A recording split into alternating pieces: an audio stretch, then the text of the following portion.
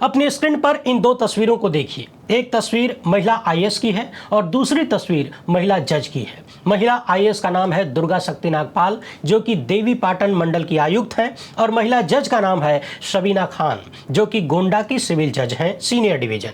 ये दोनों चेहरे आजकल चर्चा में हैं, क्योंकि आरोप है कि आईएएस दुर्गा शक्ति नागपाल ने सिविल जज शबीना खान को प्रभावित करने की कोशिश किया, देसी भाषा में हड़काने का प्रयास किया, वो भी फोन पर। यह मामला इलाहाबाद हाईकोर्ट में भी पहुंच गया। हाई कोर्ट ने भी बहुत कुछ कहा सुना, दोनों पक्षों का क्या तर्क है और हाई कोर्ट ने क्या क्या कहा है, इन सब पर तो बात करेंगे ही। लेकिन जैसा कि आप जानते हैं, लोकहित इंडिया पर सिर्फ खबर की चर्चा नहीं होती, बल्कि हम मूल तक पहुंचने का प्रयास करते हैं, क्योंकि सिर्फ हंगामा खड़ा करना हमारा मकसद नहीं है। हम चाहते हैं कि ये सूरत बदलनी चाहिए। इसलिए सरकार और सरकारी अधिकारियों द्वारा तमाम जजों पर कैसे कैसे दबाव बनाया जाता है, कैसे निचले जजों को गियर में लेने का प्रयास होता है, और कैसे ज्यादातर समय सीनियर जज, हाई कोर्ट के जज खुद ही निचले जजों के दुश्मन बनते हुए दिखते हैं, इस पर बात करेंगे। बात निचले जजों की सुरक्षा को लेकर भी करेंगे। चर्चा ये भी करेंगे कि कैसे कैसे दबाव बनाकर निचले जजों को बेईमानी की तरफ ढकेला जाता है, और पूरा सिस्टम ही, यानी पुराने प्रधानमंत्री की सत्ता, वाजपेयी जी की सत्ता ने एक ऐसी व्यवस्था लॉन्च कर दिया जिससे जुडिशरी में, निचली जुडिशरी में बेईमानी आ ही जाए, या फिर वो ईमानदारी से काम नहीं कर पाए।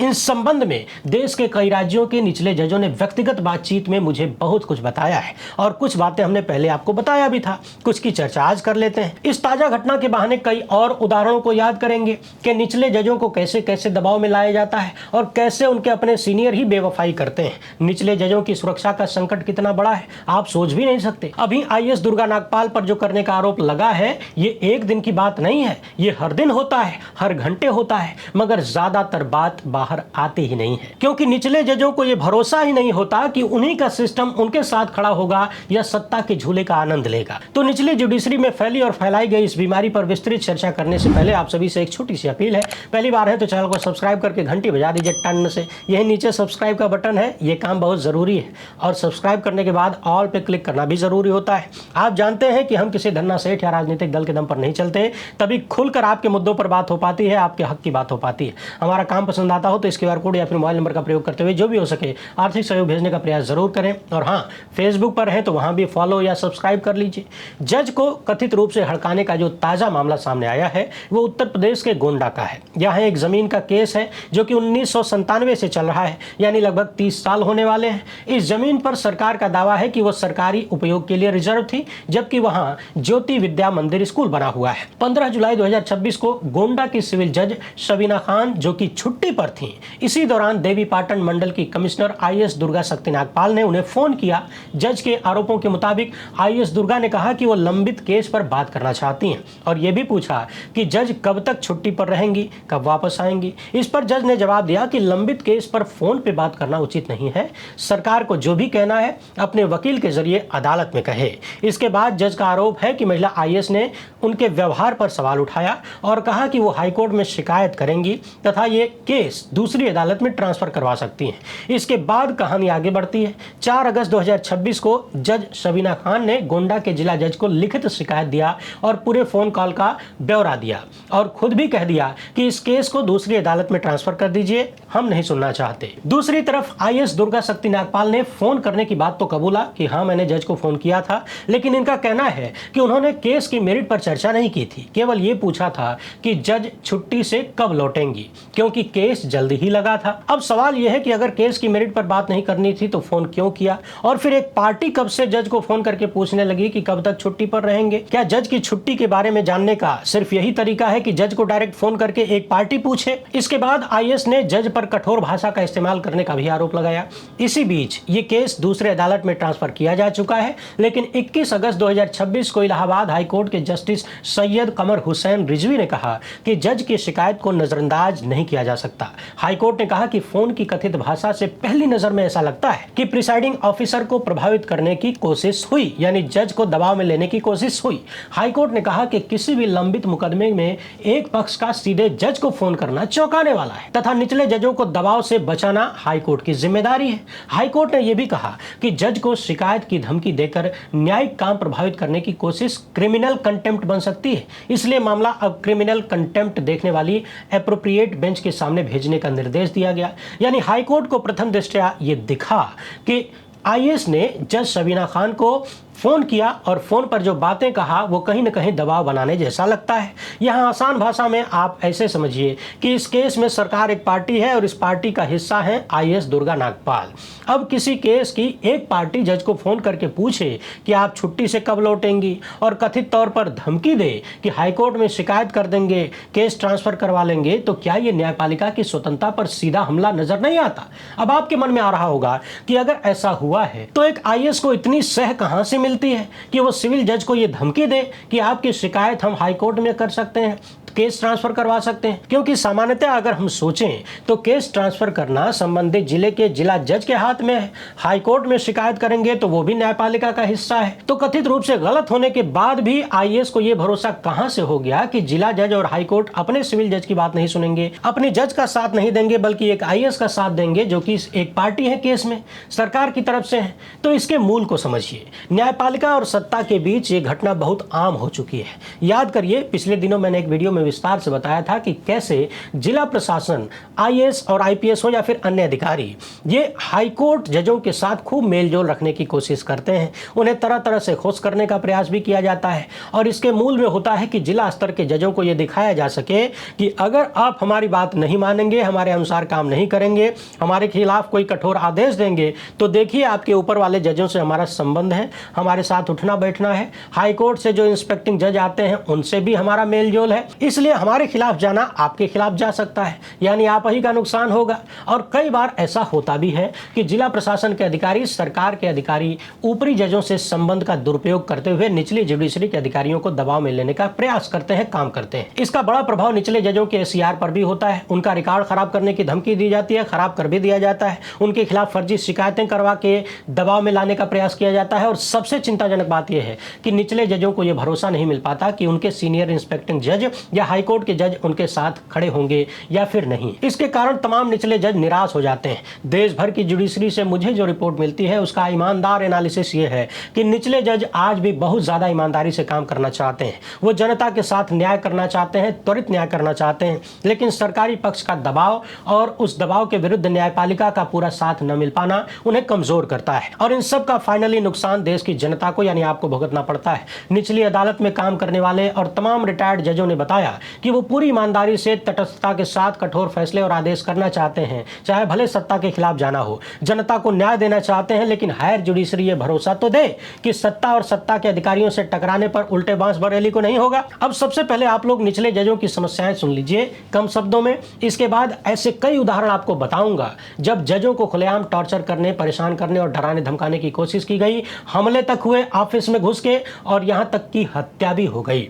उत्तर प्रदेश समेत कई राज्य ऐसे हैं जहां पर निचले जजों को एक सुरक्षा गार्ड भी नहीं मिलता। उनका कहना है कि अगर हम किसी के खिलाफ ऑर्डर दें तो कोई भरोसा नहीं कि वो कब चढ़ के हमारे ऊपर हमला कर दे, गरिया दे। एक जज ने बताया कि उनके साथी जज ने किसी अपराधी के खिलाफ फैसला दे दिया, आदेश दे दिया, तो वो अपराधी कुछ नहीं कर पाया तो जाके जज साहब की गड़िए पे खूब ढेर सारा थूक दिया। एक जज ने बताया कि भरी अदालत में मन माफी फैसला न मिलने पर आपराधिक चरित्र के व्यक्ति ने गंदी गंदी गालियां देना शुरू कर दिया और धमकाना शुरू कर दिया कि बाहर निकलो जज, तुमको बताते हैं, जज ही भुलवाते हैं तुम्हारी। समझने वाली बात यह है कि ज्यादातर क्रिमिनल केसेस या लगभग सभी क्रिमिनल केसेस सबसे पहले निचली अदालतों में ही जाते हैं और निचले जजों को ही इसका सामना करना पड़ता है। यानी अपराधियों का प्राथमिक सामना यही करते हैं और इन्हीं के पास कोई सुरक्षा नहीं है। उनकी अदालत से लेकर केबिन तक, कोर्ट परिसर से लेकर घर तक, जो चाहे, जब चाहे, जैसे चाहे जाके हमला कर सकता है, धमकी दे सकता है और उनके पास कोई सुरक्षा नहीं। देश के कई बड़े राज्यों में सुरक्षा नहीं है। और अभी जो गोंडा का मामला है, यहां तो कम से कम एक आईएएस अधिकारी ने कथित रूप से धमकाने का प्रयास किया।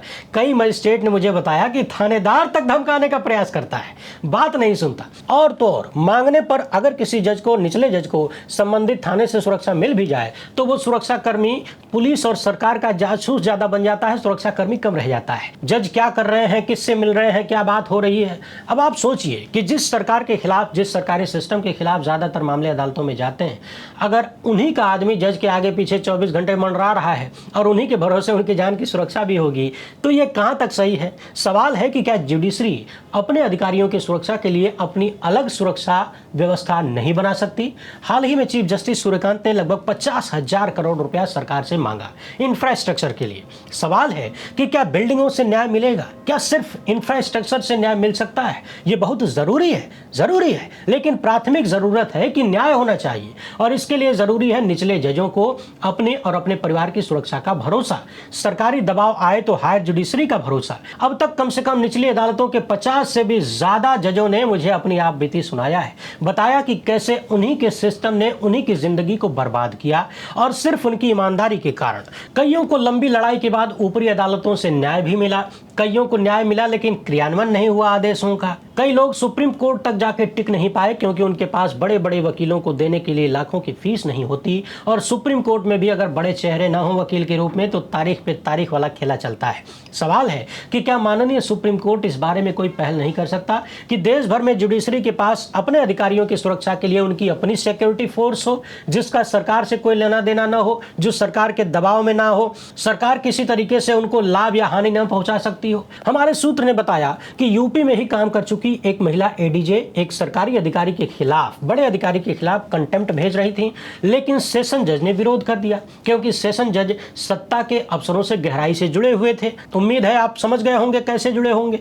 आपको बता दें कि जिलों के बहुत सारे सीनियर जज तथा हाई कोर्ट के जज सत्ता के अधिकारियों से अच्छा मेलजोल रखना चाहते हैं ताकि दोनों एक दूसरे का काम करते रहें। हालांकि सबकी कहानी एक जैसी नहीं है, और जिनकी कहानी ऐसी नहीं है उनको सजा भी मिलती रहती है, कभी ट्रांसफर की, कभी खराब एसीआर की। यहां एक बात और बता दें, तमाम राज्यों में जजों को फिक्स पेंशन भी नहीं है, बाजार के भरोसे है, यानी जब तक सेवा में है तब तक लाखों की तनख्वाह मिलती है। जिस दिन रिटायर हुए उसके बाद पेंशन 20,000 मिलेगी कि 25,000 मिलेगी, कोई भरोसा नहीं है। अब आप सोचिए, हाल ही में हमने दिखाया था कि एक रिटायर्ड जज को 19,000 कुछ रुपए पेंशन के रूप में मिले। आज की तारीख में इतनी प्रचंड महंगाई में 19,000 में एक रिटायर्ड जज का परिवार कैसे जिंदा रह सकता है? आप कल्पना करिए, क्या आपको नहीं लगता कि ये आर्थिक मजबूरियां इसलिए पैदा की गई ताकि पद पर रहते हुए ये जज भ्रष्टाचार करें, घूस लें, अन्याय करें, जिससे सरकार का काम आसान रहे? भाई भ्रष्ट जज रहेंगे तभी तो सरकार मनमानी कर पाएगी। अब लीजिए कुछ और उदाहरण देख लीजिए निचले जजों को परेशान करने का। साल 2024 में गंधरबल में आईएएस श्यामवीर सिंह पर जज से बदला लेने के लिए सरकारी मशीनरी का दुरुपयोग करने का आरोप लगा। सीजेएम फैयाज अहमद कुरैशी ने किसी मामले में आदेश का पालन नहीं होने पर कुछ अधिकारियों का वेतन रोकने का आदेश दिया था। यह बात सत्ता के अधिकारियों को बुरी लग गई और जज साहब को गियर में लेने का प्रयास करते हुए जज की निजी जमीन की जांच करवाना शुरू कर दिया गया। इस मामले में जम्मू कश्मीर हाईकोर्ट ने आईएएस अधिकारी को तलब भी किया और कहा कि अगर जज का आदेश गलत था तो आप ऊपरी अदालत में आ सकते थे, जज के खिलाफ सरकारी ताकत का इस्तेमाल नहीं कर सकते। हाईकोर्ट ने आईएएस अधिकारी से यह भी कहा कि जाके सीजीएम के सामने माफी मांगो, और आईएएस श्यामवीर सिंह को माफी मांगनी पड़ी और यह वादा भी करना पड़ा कि आगे ऐसा नहीं करेंगे हुजूर, न्यायिक कार्यवाहियों में दखलंदाजी नहीं करेंगे। दिसंबर 2023 की खबर है, जस्टिस अमृता सिंह के पति ने आरोप लगाया कि सीआईडी ने पति को पैसे, कार और फ्लैट का लालच दिया कि अपनी पत्नी के खिलाफ बयान दे दो। मामले को समझिए, कोलकाता हाईकोर्ट के जस्टिस अमृता सिंह उस समय वेस्ट बंगाल रिक्रूटमेंट स्कैम से जुड़े मामलों की सुनवाई कर रही थी। उन्होंने टीएमसी नेता अभिषेक बनर्जी से पूछताछ संबंधी आदेश भी दिए थे। उनके पति जो कि वकील भी हैं, प्रताप चंद्र डे, उन्होंने आरोप लगाया कि पश्चिम बंगाल सीआईडी ने पूछताछ के दौरान उन पर पत्नी के खिलाफ बयान देने का दबाव बनाया, मना करने पर प्रताड़ित किया और लालच भी दी गई कि बहुत बड़ी रकम मिलेगी, महंगी कार मिल जाएगी, आलीशान फ्लैट मिल जाएगा, अपनी जज पत्नी के खिलाफ बयान दे दीजिए। साल 2022 में कर्नाटक हाईकोर्ट के जस्टिस एचपी संदेश एंटी करप्शन ब्यूरो के एक करप्शन केस की सुनवाई कर रहे थे और एसीबी के कामकाज तथा उसके अधिकारियों पर बेहद सख्त टिप्पणियां कर रहे थे। जुलाई 2022 में उन्होंने खुले कोर्ट में कहा कि एक साथी सिटिंग जज ने उन्हें बताया कि दिल्ली से फोन आया है और उनके ट्रांसफर की बात कही गई है। बाद में जस्टिस संदेश ने इस ट्रांसफर को बाकायदा अपने लिखित आदेश में दर्ज किया। अब आप सोचिए कि एक जज जब एंटी करप्शन ब्यूरो की कार्यशैली पर सवाल उठाए तो उन्हें ट्रांसफर की धमकी मिलती है। अब जुडिशरी में कोई ट्रांसफर जुडिशरी ही कर सकती है, यानी हायर जुडिशरी सत्ता के दबाव में इस तरह के काम करती है, तभी तो ऐसी धमकी मिली। यानी थोड़ी देर पहले मैंने जो कहा कि हर लेवल पर नीचे वालों को ऊपर से भरोसा नहीं मिल पाता कि वो निष्पक्ष तरीके से काम कर सके, सत्ता से टकरा सके बिना डरे। अगला मामला सुनिए। साल 2021 में मध्य प्रदेश में एक जज आरपी सोनकर ने पुलिस और राजनीतिक रूप से प्रभावशाली आरोपियों के दबाव की शिकायत किया। सुप्रीम कोर्ट ने इस मामले में सुरक्षा भी दिलवाया, यानी मर्डर केस में आरोपियों की तरफ से कथित रूप से जज पर ही दबाव बनाया जाने लगा। और सुनिए, बिहार में पुलिस के 2 अधिकारी मधुबनी के झंझारपुर में एडिशनल डिस्ट्रिक्ट और सेशन जज अविनाश कुमार के चैम्बर में घुसकर कथित रूप से हमला कर दिया। जिला जज की रिपोर्ट के आधार पर पटना हाईकोर्ट ने दर्ज किया कि दोनों पुलिस अधिकारियों ने जज को गालियां दी, धक्का मुक्की किया और मारपीट की। इतना ही नहीं, सर्विस रिवॉल्वर निकालकर जज को ऊपर हमला करने की भी कोशिश की। मौके पर मौजूद कोर्ट स्टाफ और वकीलों ने स्थिति को संभाला। अब आप सोचिए कि यदि निचले जज के पास 2-4 सुरक्षा गार्ड होते तो क्या ऐसी खतरनाक स्थिति बनती। और ध्यान रहे, अगर वो सुरक्षा गार्ड उसी राज्य की पुलिस के होंगे तो शायद वो पूरी तरह से निष्पक्ष न हो। अगर संबंधित राज्य और संबंधित क्षेत्र के पुलिस वाले ही हमला करने पहुंच गए जज पर, तो सोचिए कि क्या वही सिपाही जज की सुरक्षा करेगा या हमला करने वाले पुलिस वालों, एसएचओ और सब इंस्पेक्टर का साथ देगा। इसलिए मैंने कहा कि जुडिशरी से संबंधित अधिकारियों के लिए, न्यायिक अधिकारियों के लिए जुडिशरी की अपनी अलग सुरक्षा व्यवस्था होनी चाहिए जो सत्ता और राज्य पुलिस के कंट्रोल से बाहर हो। अब आप सोचिए कि पुलिस अधिकारियों ने चैम्बर में घुस के हमला क्यों किया? क्योंकि जज साहब शायद उनकी बात नहीं मान रहे थे, दबाव में नहीं आ रहे थे। याद करिए, झारखंड के एडिशनल जज जो कि सुबह सुबह सैर सपाटे पर निकले थे, ऑटो रिक्शा की टक्कर हुई और जज की मौत हो गई। कहा गया कि ये मौत नहीं बल्कि हत्या है। ये कोई साधारण सड़क दुर्घटना का मामला नहीं था। साल 2021 में खुद सुप्रीम कोर्ट के चीफ जस्टिस रमन्ना और जस्टिस सूर्यकांत की ही बेंच ने इस मामले में एडिशनल जज उत्तम आनंद की हत्या की जांच की रिपोर्ट मांगा था। यानी आपराधिक चरित्र के लोग, सत्ता में मजबूत पैठ रखने वाले लोग और अधिकारी वर्ग के लोग निचले जजों को जब चाहें, जहां चाहें, जैसे चाहें निपट सकते हैं, निपटा सकते हैं। लगे हाथ इनकी बात भी कर लेते हैं, नाम और काम बताने की जरूरत नहीं है। इन्हें एक बार फिर से 21 दिन की पैरोल मिली है। बारी बारी से तमाम मुकदमों में राहत भी मिलती जा रही है। हाल ही में पंजाब में चुनाव होने वाले हैं और इनके पैरोल की ऐतिहासिक डायरी बताती है कि जब भी हरियाणा, पंजाब और आसपास के क्षेत्र में चुनाव होने वाले होते हैं तो इन्हें पैरोल मिल ही जाती है। गजब का कोइंसिडेंस है। अब आप सोचिए कि जिन जजों ने इन्हें सजा दिया था, उनके खिलाफ फैसले दिए थे, वो और उनके परिवार किस दहशत में होंगे और क्या आगे कोई जज इनसे संबंधित मामलों में ईमानदारी से फैसला करने की हिम्मत करेगा। पिछले दिनों मैंने राम रहीम के मामले में विस्तार से बताया था कि कितने सारे जजों ने इनके खिलाफ बिना डरे, बिना घूस लिए, बिना किसी प्रभाव में आए फैसले दिए और ऊपरी अदालतों में जाकर फैसले पलट गए। जिन लोगों ने फैसला पलटा उनमें से कईयों को कथित रूप से इनाम मिला, प्रमोशन मिला, लोग सुप्रीम कोर्ट तक पहुंचे। हाल ही में कौन लोग पहुंचे हैं, नाम तो याद ही होगा, मैंने बताया भी था। अब आप सोचिए कि देश में निचली अदालतों की हालत क्या हो गई है। वो रिस्क लेकर अपना और अपने परिवार की जान दांव पर लगाकर कोई फैसला करें, कोई ऑर्डर पास करें और ऊपर जाके फैसला पलट दिया जाता है। नीचे वाले नहीं बिकते, ऊपर वाले बिक जाते हैं। निचली अदालतों के जज पूरे खानदान के लिए संकट पैदा कर लेते हैं, रिस्क ले लेते हैं और ऊपर वाले फैसला पलट के हलवा पूड़ी का आनंद लेते हैं। उम्मीद है कि लोअर जुडिशरी में फैलाई गई इस बीमारी का अंदाजा आपको लग गया होगा। आईएएस दुर्गा और जज सबीना खान का मामला कोई इकलौती घटना नहीं है। ज्यादातर घटनाएं बाहर आती ही नहीं है। वीडियो पसंद आई हो तो ज्यादा लोगों तक पहुंचाएं। पहली बार है तो चैनल को सब्सक्राइब कर लीजिए। हमसे जुड़ने के लिए बहुत बहुत धन्यवाद। जय हिंद।